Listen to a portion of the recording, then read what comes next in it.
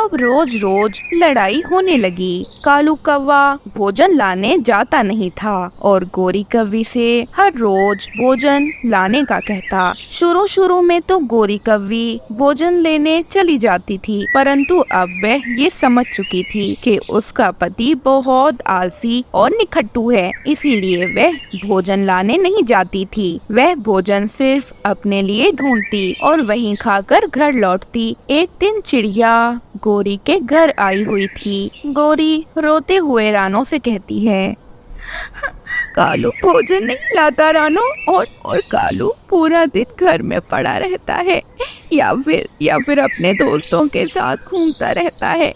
अरे गोरी बहन, आप परेशान ना हो, कालू शुरू से ही ऐसा है। मैं कालू को समझाऊंगी, आप देखना वो सुधर जाएगा।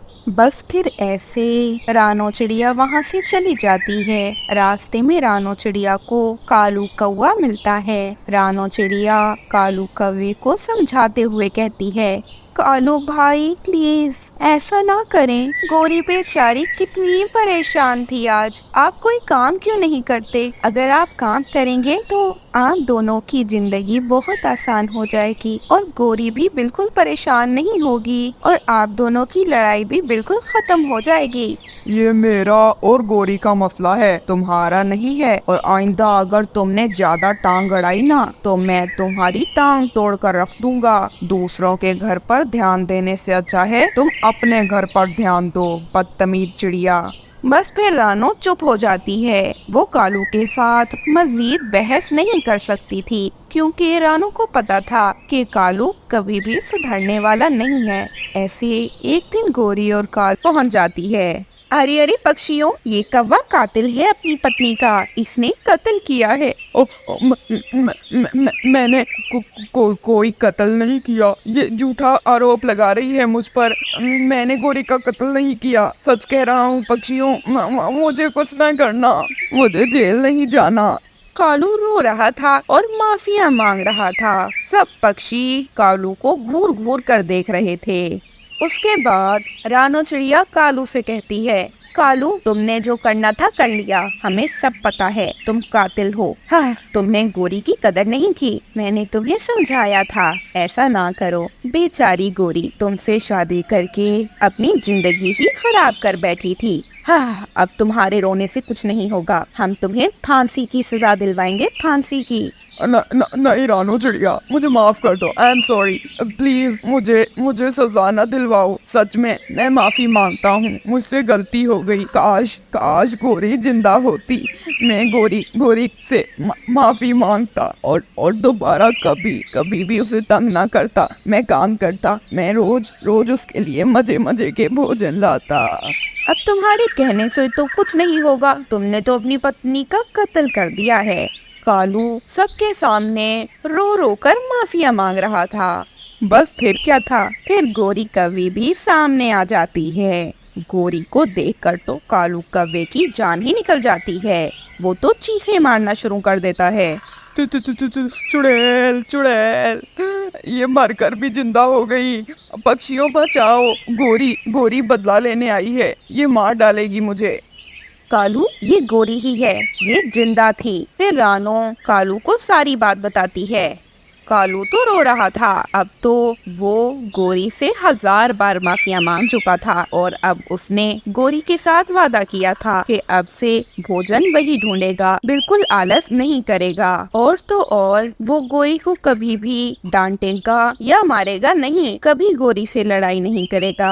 अब तो गोरी खुश हो गई थी, वो तो खुशी से पागल हो रही थी। वो यही तो चाहती थी कि उसका पति मेहनत करे। अब ऐसे गोरी और कालू खुशी से रहने लगे। कालू ने अब बिल्कुल आलस छोड़ दिया। गुड़िया बहुत गरीब चिड़िया थी, परंतु उसकी शादी बहुत अमीर चिड़े से हो गई थी, इसलिए वह बहुत ज्यादा घमंडी हो गई थी। एक दिन गुड़िया बैठी चाय पी रही थी कि उसकी माँ उसके घर आ जाती है। उसकी माँ ने फटे पुराने कपड़े पहने थे और उसकी माँ ने कोई जेवर भी न पहना था। ये देखकर गुड़िया गुस्सा हो जाती है। माँ, आप ऐसी हालत में उठकर आ गई, खुद हो गई है। आपने तो मेरे ससुराल में मेरी नाक कटवा कर रख दी। बेटी, आप ये मुझसे कैसे बात कर रही हो? मैं माँ हूँ आपकी।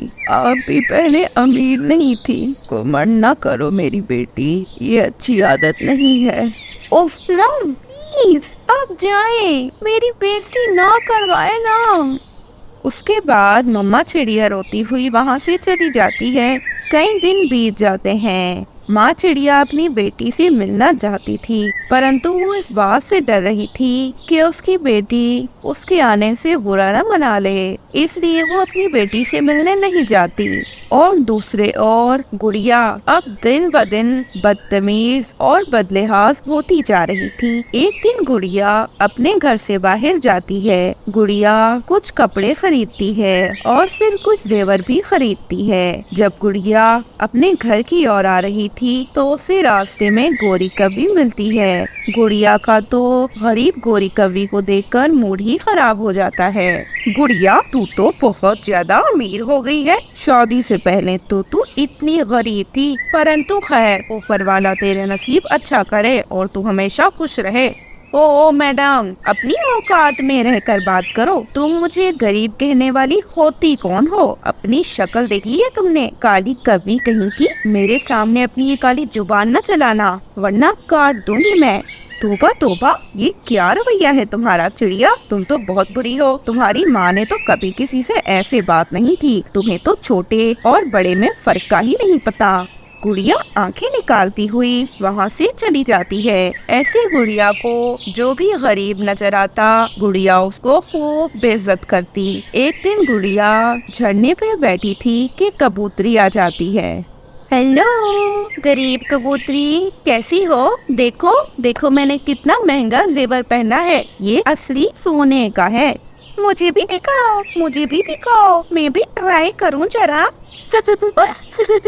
तुम अपना मुंह धो लो, गरीब कहीं की। मैं अपना ये ब्यूटीफुल जेवर तुम्हें क्यों दूंगी? तुम गरीब तो मेरे जेवर को उठाकर भाग जाओगी। ऐसा ही है ना? बेशरम, मैं चोर नजर आती हूँ तुम्हें? तुम्हारा ये घुमंड तुम्हें किसी दिन ले डूबेगा। एक दिन गुड़िया अपनी सास के पास आती है। सास जी, मुझे 2 लाख रुपए जल्दी से दे दें। ओ बहू, तुम क्या करोगी 2 लाख का? शॉपिंग करनी है मुझे, अब जल्दी दो पैसे, ज्यादा बातें न करो बुढ़िया। नहीं है मेरे पास पैसे। आज है मेरा बेटा, करती हूँ तेरी शिकायत। तूने क्या समझा है? पैसे पेड़ पर लगते हैं, बहुत मेहनत लगती है पैसा कमाने में।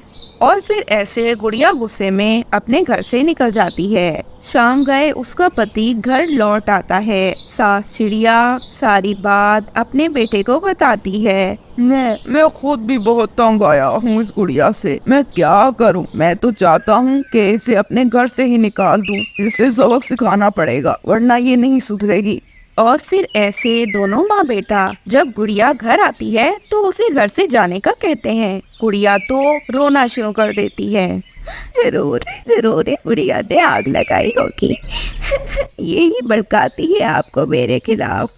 मुझे माँ ने तुम्हारे खिलाफ कुछ नहीं कहा, बस यही कि तुम फजूल खर्चा करती हो। बाकी हकीकत तो ये है कि मुझे जंगल के पक्षियों से पता चल गया है कि तुमने गोरी और कबूतरी को कितनी बातें सुनाई। और तो और तुम्हारी माँ को भी तुमने मना किया था ना घर में आने से। जो अपनी माँ के साथ ऐसा करे उससे मैं क्या बोलूं भला।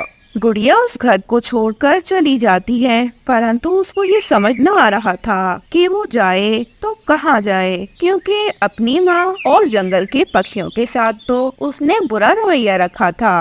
फिर गुड़िया रात रोते रोते एक पेड़ पर ही बैठी रहती है। वो शर्मिंदा थी, परंतु वो अपनी माँ के घर भी न जा सकती थी। ऐसे गुड़िया लकी कबूतरी के घर चली जाती है। लकी कबूतरी दरवाजा खोलती है और गुड़िया को देखकर तुरंत से कहती है, बोलो क्यों आई हो यहाँ? फिर से लड़ने आई हो? मेरे पास इतना समय नहीं है मैं तुमसे लड़ाई करूं। तुम बदतमीज हो, तुमने मुझे उस दिन इतना बेइज्जत किया। आज के बाद मेरे घर ना आना, तुम घमंडी चिड़िया हो। जाओ किसी और के घर जाओ लड़ाई करने। गुड़िया कुछ कहती इससे पहले लकी कबूतरी अपने घर का दरवाजा बंद करती है और अपने घर में चली जाती है। गुड़िया आखिरकार अपने घर लौट आती है क्योंकि वो जानती थी कि उसकी माँ ही है जो उसे इस सब के बाद भी अपने घर में आने देगी और उसके साथ बुरा व्यवहार नहीं करेगी। गुड़िया को मम्मा चिड़िया तुरंत से अपने गले लगा लेती है। गुड़िया रोने लगती है। मम्मा मम्मा मुझे माफ कर दे, आई एम सॉरी, मैं गलत थी, मुझे एहसास हो गया है। जंगल के पक्षी तो पहले मुझसे बहुत प्यार करते थे और अब सब पक्षी मुझे घमंडी चिड़िया कहते हैं। मेरी गलती के कारण अब मैं किसी को अच्छी नहीं लगती।